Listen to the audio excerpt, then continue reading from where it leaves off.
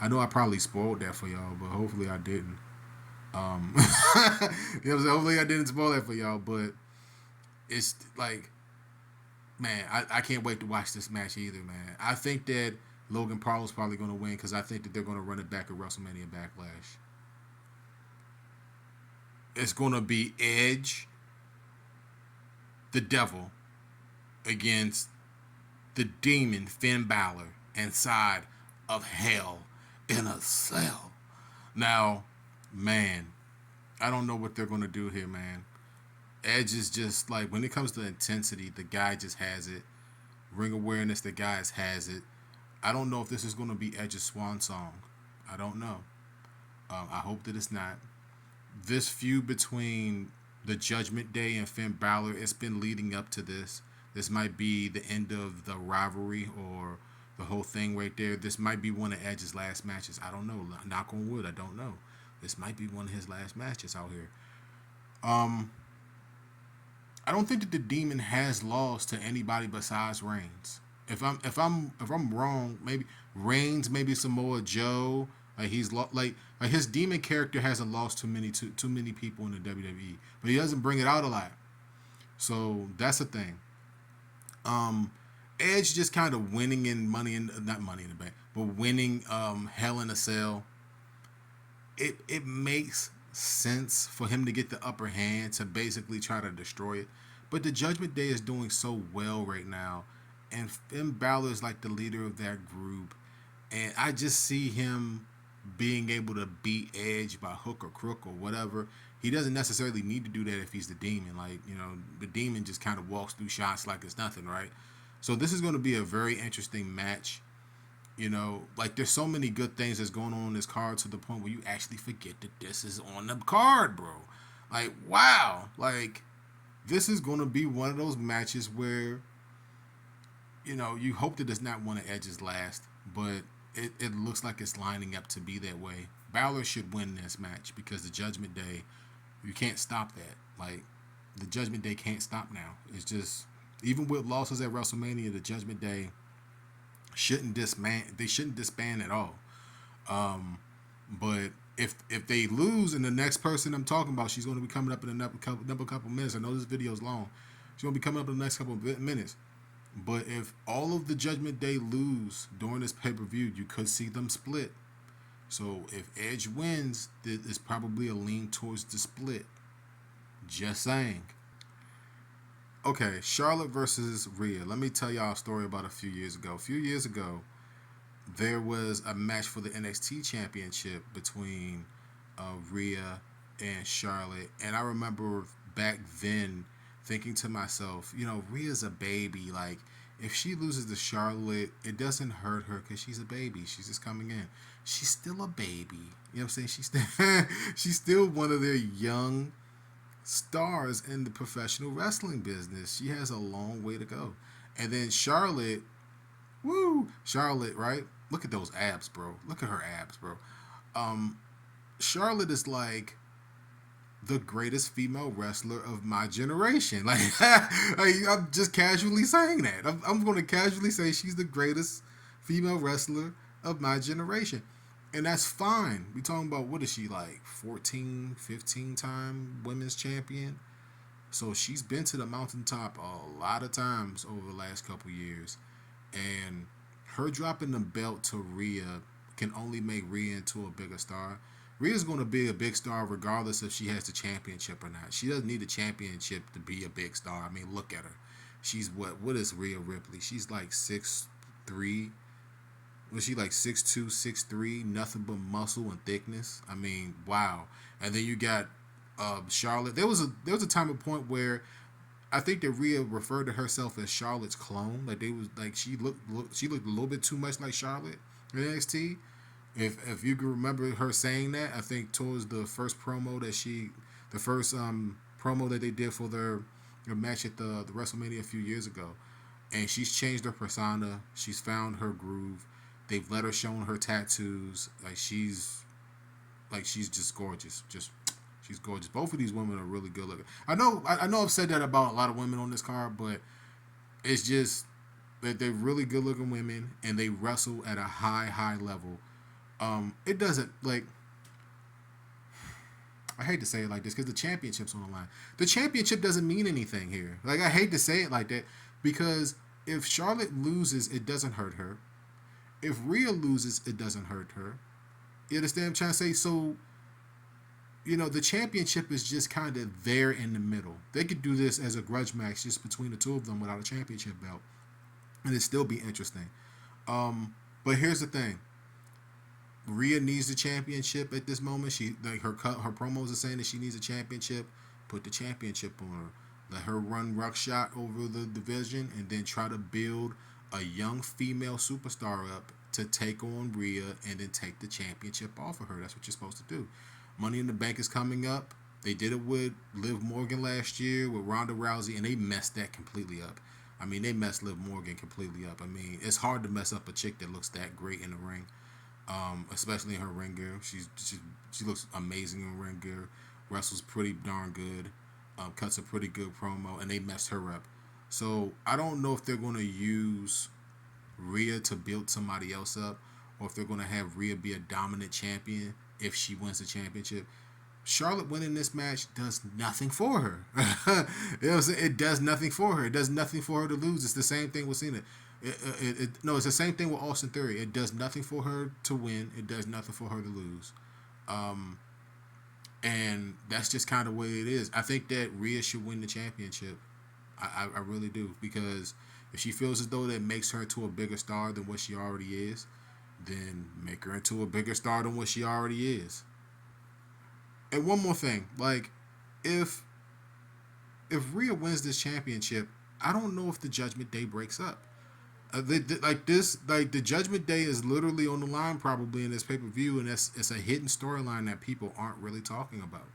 Like the future of the Judgment Day is probably contingent on who wins, who loses these matches, and they're not outrightly saying it. So what happens if everybody in the Judgment Day that performs at these shows loses? Do they break them up? If Balor and Mysterio lose and then Rhea wins, does she just break away from the group and does her own thing? I don't know. We just don't know at this point. So it's a hidden storyline that I want people to pay attention to. I'm not even going to try to guess how long the Usos have been the undisputed champions, or how long they've held championships in the WWE. It's been a long time. I know that Roman, who I'm about to get to in a few moments, has held the championship for close to 1,000 days, which equates to about 3.5 years. The Usos are like right behind them, not too far behind them. I think that they might be like 200 or 300 days short of that, right? Now, this whole storyline right here is just one of the best. Hold on. Sorry, I had to take the call. But the whole thing with Sami Zayn and the whole story arc with the Bloodline, this is one of the most well-told stories that they've had in a while. I didn't necessarily like the fact that they broke up the storyline, at Royal Rumble, but they did that to spotlight Sammy, which I think that he deserved in Montreal. They did the nice little pay-per-view there. Kevin Owens at the Royal Rumble, what they did with everything with him and the whole turn. The Usos have had a great run, but them holding on to these championships for as long as they have, it's one of these storylines where it has to have some type of conclusion, some type of ending, and I think that they're going to do that by putting the championships on Sami and Kevin. I'm not saying that because I like Sami and Kevin. I like everybody here. I mean, the Usos are one of the best tag teams that the WWE have had in like the last 2 decades. Like just one of the best, like one of the most over, one of the most fluid, and it's time for these guys to have a nice vacation, man. Like get these guys off of TV for about 6-7 months, man. Let these guys enjoy life. They've been carrying the company, man. Like these guys have been carrying the company. Major storylines. The shows revolving around them. All four of these guys have put everything on the line. Kevin Owens is one of the reasons why watching wrestling during the pandemic was possible with his performance. He is just he's one of the most passionate, one of the most fluid wrestlers that you can find. And then, you got Sammy with all the stuff that Sammy has done with the bloodline, some of the best work I've probably seen a wrestler do in like the last maybe 10 years as far as storylines. One of the best storylines that you could possibly wish for. And it has to end with Zayn and Kevin winning the championships. It just has to. Give the Usos some time off. Get like these guys have been carrying this company. Give them some time off. Now you've got the main event, the match that everybody's been waiting for. Reigns, Rhodes, the championship. Does Cody finish the story, or does the island of relevancy continue? Um, Let me say it like this. Let me spend a moment on Cody real quick, right? Cody leaving AEW shocked the hell out of me. It really did. Because I felt as though that he was never gonna turn that corner and come back. I thought that that was basically his company, his brainchild, coming to fruition. You know what I'm saying? Getting the right funding to put on professional wrestling that you could be behind and that you could relate to, whether it be guys like the Bucks or acts like Omega, Eddie Kingston. Like I was looking forward to Cody just feuding with every single person on that roster, and it didn't get that far. And for whatever reason, they set some type of weirdness up where if he lost a specific match, he wouldn't be able to compete for the AEW championship. I don't think that people relate to that as to why he left. I think that was a very big part of why he left because he wanted to be the champion and he didn't win a championship match and he lost. I think it was against Jericho. I think. So he lost that match and he can never contend for that championship. So naturally he's going to leave. So he left and now he's here. He wins the Royal Rumble. I know I jumped ahead. He tore his pec. He was out for a few dozen months. He was on red hot fire against Rollins. His storyline with Rollins was very, very good. It could have shaped up to be the best storyline of 2022. But of course, the Bloodlines storyline overall is one of the best of 2022. But, you know, with him being the American Dream son and everything surrounding that, like, you want to see him win that championship because Dusty never won that championship. You want to see it. But at the same time, it's like Reigns has been champion for damn near 1,000 days, right? And him losing the championship, they alluded to it with one of Cody's promos. They did that on purpose to basically plant the seed that the bloodline could be no more. This show right here potentially could see the bloodline break up and the Judgment Day break up in the same pay-per-view or over the next 2 nights, right? This possibly could happen. The bloodline breaking up is more of a possibility. It's something that probably should happen. And then the Judgment Day breaking up is something that probably inevitably probably will happen, especially if Rhea Ripley wins the championship. That thing's probably done. But Reigns winning the championship or retaining the championship, I mean, come on, man. Like one of the things that's bothered me. Hold on 1 second. One of the things that bothers me about Reigns is this whole thing with Reigns is like the WWE's inability to build up the proper star to take down Reigns. And imagine if Cody wasn't on the table. Who wins the Royal Rumble? Who would have won the Royal Rumble if it wasn't for Cody? If it's not Cody, who wins the Royal Rumble? And that's the question that I think that a lot of people probably would have had. It probably would have been Sami Zayn. Probably would have been him. They probably would have did something a little bit different. But I've been saying this for a while now.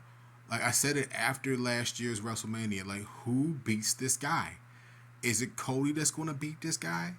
Like, Cody's not that much younger than Reigns, but he's way more, I would say, in the ring more polished than Reigns is. You know what I'm saying? He's not more powerful, but the lineage is there with Reigns, and it's there with Rhodes as well. So it's like, This one's really hard. I think that it's one of these things where the WWE needs a change of direction, and they need to take the championships off of Reigns. They need to let Rhodes have it, and there's just so many people that Rhodes can just feud with Randy Orton. I know. I might have given that away. I don't.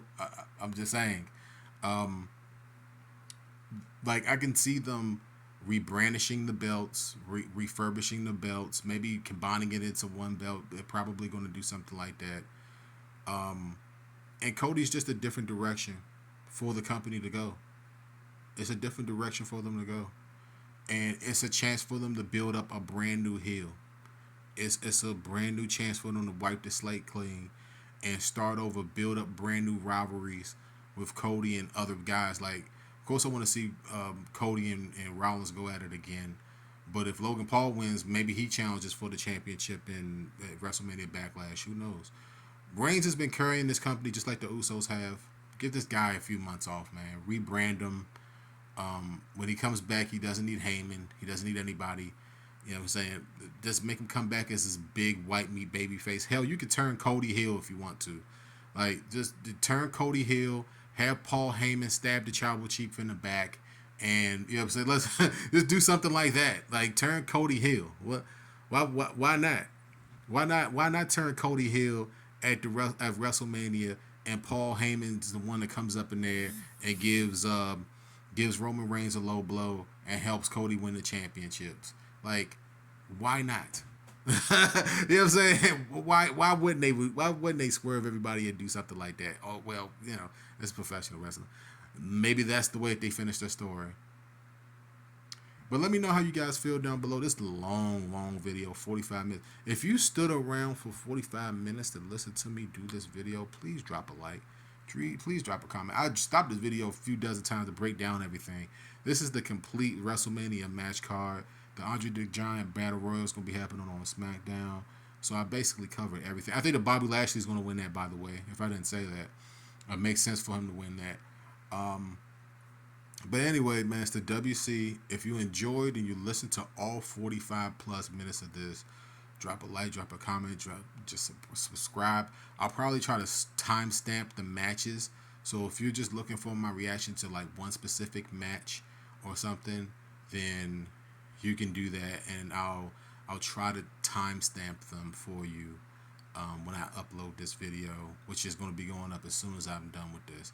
All right, man. Until next time, folks. Peace out. Enjoy WrestleMania 39. Let me know how I did. Like keep a match count of how many matches I got right.